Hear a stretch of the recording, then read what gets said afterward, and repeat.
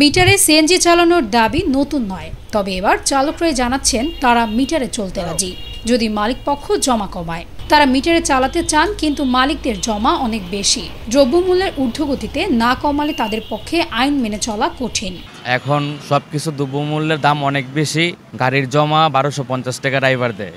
আর সেই ক্ষেত্রে এখন আগে যে ভাড়া মারছি আমরা, সেই ভাড়ায় আমাদের মিটারে পোষাইছে, এখন পোষায় না। এখন সব খরচ দিয়ে আমাদের সংসার চলে না। চালকরা বলছেন প্রথম 2 কিলোমিটার ভাড়া সামান্য বাড়ানো গেলে তারা নির্দ্বিধায় মিটারে চালাবেন। প্রথম 2 কিলো 80 টাকা এবং পরবর্তী প্রতি কিলো যদি 25 থেকে 30 টাকা করা হয়, তাহলে মনে হয় আমার ধারণা চলা সম্ভব। জমা কমিয়ে ভাড়া কিছুটা কমালে কোনো সমস্যা নেই, তখন যাত্রীর সঙ্গে দর কষাকষি করতে হবে না।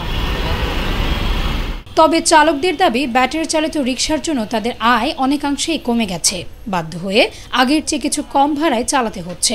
অটো চলে, সিএনজি চলে, এখন সিএনজি আগের মতো ইনকাম নাই, ভাড়াও নাই। মনে করেন যে এখন যদি আমরা মোয়াখালী যাই, আমাদের সর্বনিম্ন তো 200 টাকা যাইতে হবে, নাহলে পোষাবে না। কিন্তু অটো তো 100 টাকা 80 টাকা চলে যায়। বিশেষজ্ঞরা বলছেন মালিক ও চালক পক্ষের সমস্যা সমাধান করলে রাজধানীতে সিএনজি ভাড়ায় শৃঙ্খলা ফেরানো সম্ভব। এটা দুই দিকেই ঝামেলা আছে। একদিকে যেমন সিএনজি অটোরিকশার মালিক ড্রাইভারদের ঝামেলা আছে, আবার অপরদিকে সরকারও এর দায় এড়াতে পারে না। কারণ সিএনজি অটোরিকশা যখন চালু করা হলো, তখন এটা নীতিমালা করেছিল এবং তখন বলা হয়েছিল যে কিছুদিন পর পর বাজার দ্রব্যমূল্যের এবং বাজার দরের সাথে অ্যাডজাস্ট করে এটা অ্যাডজাস্ট করবে। তো দীর্ঘ প্রায় 1 যুগ হয়ে গেছে এইটার ভাড়া অ্যাডজাস্ট করা হয় নাই, এবং এ নিয়ে সিএনজি অটোরিকশার মালিক, শ্রমিক বা চালকরাও বেশ কয়েকবার আমি দেখেছি প্রেস ক্লাব এবং বিভিন্ন জায়গায় তারা আন্দোলন করেছে। তো আমাদের এখন এটা খুব জরুরি হয়ে পড়ছে, এটার ভাড়া পুনর্নির্ধারণ মিটারে যায় যে কোনো একটা বাস্তবায়ন করা আমাদের নাগরিকদের জন্য এটা খুবই জরুরি হয়েছে। সিএনজি চালকদের দাবি বাস্তবায়ন হলে যাত্রীদের ভোগান্তি যেমন কমবে,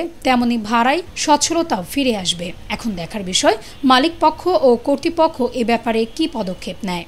তাসনুবা ঐশী, আজকের দৈনিক।